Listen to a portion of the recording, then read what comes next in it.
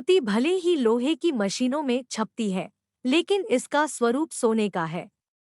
वर्ष 1926 ईशून्य की वसंत पंचमी को प्रज्वलित अखंड दीप की अखंड ज्योति इसके नाम का आधार बनी। जैसा नाम वैसा रूप, जैसा रूप वैसा गुण, इसके दैवी स्वरूप की दिव्यता को उजागर करते हैं। अपने प्रथम अंक के प्रकाशन से लेकर अब तक और आगे भी यह सत्य हमेशा उजागर होता रहा है और होता रहेगा कि इसका संचालन चेतना की उच्चतम कक्षा से होता है।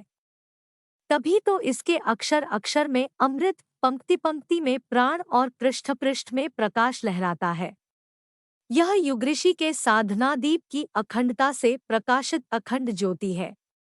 इसमें उनकी आत्म ज्योति से प्रकाशित ज्ञान ज्योति का प्राणबल और आध्यात्मिक ऊर्जा है। सभी अनुभवीजनों का अनुभव यही कहता है, जो प्रकाश अखंड दीप की अखंड ज्योति में है, वही प्रकाश अखंड ज्योति पत्रिका में है। परम पूज्य गुरुदेव की आत्म ज्योति ही इसकी ज्ञान ज्योति बनी है। इसका प्रत्येक पृष्ठ, पंक्ति और अक्षर गुरुदेव के प्राण, प्रेम व प्रकाश से पूरित है। तभी तो इसकी ज्ञान चेतना इसे पढ़ने वाले परिजनों को बरबस अपने प्रेम में लपेट लेती है, उन्हें प्रेरित करती है, सद्बुद्धि का दान देती है और उंगली पकड़कर सन्मार्ग पर चलाती है। भगवान विष्णु के शरीर से जिस तरह एकादशी ने जन्म लिया था, उसी तरह यह अखंड ज्योति पत्रिका प्रज्ञापुरुष पूज्य गुरुदेव की चेतना से जन्मी है। शास्त्र कहते हैं कि एकादशी का व्रत करने वाले, इस तिथि को नारायण का पूजन करने वाले मोक्ष पाकर वैकुंठवास करते हैं, उन्हें भगवान विष्णु का सतत सान्निध्य मिलता है। कुछ ऐसी ही कथा अखंड ज्योति की भी है। जिस तरह एकादशी भगवान विष्णु को अतिशत प्रिय है, कुछ उसी तरह अखंड ज्योति प्रज्ञापुरुष गुरुदेव को अति प्रिय है। इसका नियमित अध्ययन इसके पाठकों द्वारा किया जाने वाला व्रत है। इसका चिंतन, अनुशीलन प्रज्ञापुरुष का पूजन है। यह भी एकादशी की तरह मोक्ष प्रदायिनी है। पूजन यानी कि अध्ययन अनुशीलन करने वाला इहलोक में ज्ञान और परलोक में मोक्ष प्राप्त करता है। प्रज्ञालोक में जाकर वह प्रज्ञापुरुष का पावन सान्निध्य प्राप्त करता है। वर्ष 1926 ई गुरुदेव की गायत्री साधना एवं ज्ञान साधना से जुड़ा हुआ है। जो अखंड दीप की अखंड ज्योति में है, वही अखंड ज्योति पत्रिका में है। दोनों ही प्रज्ञापुरुष की पराचेतना के परम प्रकाश से जुड़े हैं। इस सत्य की अनुभूति करने वालों को इसमें तज्जयात प्रज्ञालोकः 3/5 के योगसूत्र की अनुभूति होती है। जो अखंड दीप की अखंड ज्योति में अथवा पत्रिका में प्रकाशित अखंड ज्योति के प्रकाश में सिद्ध ज्योति आत्म ज्योति एवं ज्ञान ज्योति का साक्षात्कार कर लेता है, उसे यह अनुभव अवश्य होता है। अब जबकि अखंड दीप की अखंड ज्योति के 100 वर्ष या शताब्दी पूर्ण होने जा रही है, तो इसकी सबसे अधिक प्रसन्नता अखंड ज्योति पत्रिका को है, क्योंकि इसे भी तो अखंड दीप की अखंड ज्योति से प्रकाश, प्राण व प्रेरणा प्राप्त होती है। इसलिए साधना शताब्दी के पर्व का हर्ष मनाने का पहला पग भी उसी को उठाना है। क्योंकि अखंड दीप की सिद्ध ज्योति के साथ इस अखंड ज्योति पत्रिका ने भी तो अपने परिजनों पाठकों के मन और जीवन में भरपूर प्रकाश उंडेलने में कोई कोरकसर नहीं रखी, कोई कमी कमजोरी नहीं छोड़ी। आखिरकार प्रज्ञापुरुष पूज्य गुरुदेव इसके जन्मदाता है, जीवनदाता है। उनकी प्रज्ञा की प्रखरता ने इसे जन्म दिया, उन्हीं का प्रज्ञालोक इसे जीवन देता है। इसलिए इस पत्रिका ने उनके संस्मरण का स्मरण एवं उनकी शतवर्षीय साधना के सुपरिणाम बताने का सौभाग्य अपने नाम अंकित करने का निश्चय किया है। वैसे भी परमात्मा का स्मरण उनके नामरूप गुणलीला के रूप में करने का विधान है। यहाँ पर भी यही किया जाना है। इसके पहले क्रम में उनके व्यक्तित्व की अभिव्यक्ति एवं दूसरे क्रम में उनकी शतवर्षीय साधना के परिणाम की अभिव्यक्ति दर्शाने का साहस संजोया गया है। यह प्रज्ञापुरुष के परमावतार की लीला कथा का भक्तिपूर्ण स्मरण एवं उन्हीं को किया गया। तुलसीदास जी रामकथा के आरंभ में कहते हैं, सब जानत प्रभु प्रभुता सोई, तदपि कहें बिनु रहा न कोई, प्रभु की प्रभुता सभी जानते हैं, परंतु भक्तगण अपनी भक्ति के कारण इसका बखान किए बिना रह नहीं पाते। इसका कारण यही है कि भगवान के गुणगान में भक्तों को सुख मिलता है। उन्हें भगवान के प्रेम की अनुभूति होती है। उन्हें भक्तिरस और प्रेमरस का स्वाद मिलता है।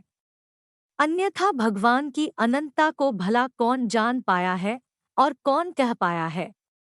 जिसका गुणगान करने में, लीलाकथा कहने में महर्षि वाल्मीकि एवं महर्षि व्यास नहीं सक्षम हो पाए, उसे भला हम कैसे ही कह सकते हैं। दुर्बल रोगी तन, निर्बल मलिन मन और मरण से आक्रांत जीवन में भला ऐसी सामर्थ्य कहाँ। सामर्थ्य तो उनके इस कथन में है जिसमें उन्होंने कहा था, उंगलियां किसी की भी हों पर चेतना मेरी ही होगी। अखंड ज्योति के अक्षरों को गूंथने वाले हाथ किसी के हों पर उनमें क्रियाशील प्राण मेरे ही होंगे। उनके इस कथन को अपनी साधना समझने वाली कलम ने, उनके वचनों पर विश्वास करने वाले मन ने और उनकी ही भक्ति को स्वयं में संजोने वाले हृदय ने अपना भरोसा और अधिक दृढ़ करके इस उपक्रम का आरंभ किया है। यह आरंभ एक नया प्रारंभ है। इसकी शुरुआत नवयुग की ब्रह्मवेला में की जानी है। वर्ष 2024, 2025 एवं 2026 के इन 3 वर्षों में यह क्रम चलता रहेगा। भरोसा है कि पाठक, परिजन, सुधी स्वजन इसे स्नेह से स्वीकार करेंगे, अपंत्व से अपनाएंगे और हम सब साथ साथ अपने प्रभु श्रीराम की लीलाकथा का स्मरण करेंगे। श्रीमद् भागवत में भगवान देवर्षि नारद से कहते हैं, हे नारद, मैं न तो वैकुंठ में बसता हूँ और न क्षीरसागर में। मेरा वास तो वहाँ है जहाँ मेरे भक्त मेरी कथा कहते हैं। ठीक इसी तरह से श्रीमद् भगवद गीता के 10वें अध्याय में श्री भगवान के वचन हैं, मच्चित्ता मद्गत प्राणा बोध्यन्ता परस्परम कथ्यन्तश्च मां नित्यं तुष्यन्ति च रमन्ति च तेषां सततयुक्ताना भजता प्रीतिपूर्वकम् ददामि बुद्धियोग तं येन मामुपयान्ति ते। श्रीमद् भगवद गीता 10:9-10। अर्थात निरंतर मुझमें मन लगाने वाले और मुझमें ही प्राणों को अर्पण करने वाले भक्तजन मेरी भक्ति की चर्चा के द्वारा आपस में मेरे प्रभाव को जानते हुए तथा गुण और प्रभाव सहित मेरा कथन कहते हुए ही निरंतर संतुष्ट होते हैं और मुझमें निरंतर रमण करते हैं।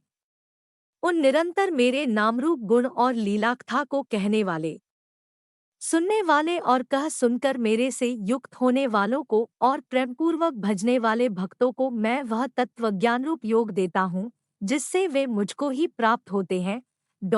भागवत और गीता में भगवान का यह कथन अखंड ज्योति पत्रिका में प्रकाशित प्रारंभिक पृष्ठ पर उनके स्मरण का और साधना शताब्दी की विशिष्ट लेखमाला के उद्देश्यों को स्पष्ट करने के लिए पर्याप्त है। वैसे भी हमें तब की याद है जब वंदनीय माताजी अखंड ज्योति में प्रकाशित होने वाले लेखों को स्वयं फुर्सत के क्षणों में पढ़ा करती थी, साथ ही उनका विश्लेषण विवेचन भी करती। तब गुरुदेव हंसते हुए कहते थे, भाई, मैं तो केवल लेखक हूँ लेकिन माताजी संपादक है, उनकी बात तो माननी पड़ेगी। इसी तरह जब गुरुदेव लेखन सिखाते थे तो लेखों की कमियां गिनाते हुए कहते, बात सिर्फ लिखने की नहीं है, इसके भाव विचारों से मुझसे जुड़ने की है, चेतना की उस कक्षा से संपर्क करने की है जहां से अखंड ज्योति में प्रकाश आता है। बहुत दिन बीते लेकिन उनके वचनों को हृदय अभी तक उसी तरह से सुन रहा है। इन अनेक वर्षों बाद उनकी कथा सबसे पहले उन्हीं को सुनाने की कोशिश कर रहा हूँ। गोस्वामी जी महाराज कहते हैं, जो बालक कह तोत्री बाता, सुने मुदित मन पितु अरु माता। बालक जब अपनी तोतली वाणी से बोलता है तो भले ही बाकी सब उसकी हंसी उड़ाएं, पर उसके अपने माता पिता बड़े प्रसन्न मन से उसे सुनते हैं। तो अपना भरोसा तो यही है कि साधना शताब्दी वर्ष में लिखी जा रही इस कथा को अपने गुरु पिता और गुरु माता अवश्य प्रसन्न मन से सुनेंगे। वैसे भी भूलों कोकमियों को क्षमा करना उनका स्वभाव है, रहती न प्रभु चित चूक किए की। करत सुरती सय बार ही कि प्रभु के चित्त में तो भक्तों की भूल चूक रहती ही नहीं है, वे तो हृदय से सुनते हैं। वैसे भी भगवान की कथा की सार्थकता तो भक्तों के हृदय में भक्ति की रसानुभूति प्रदान करना है।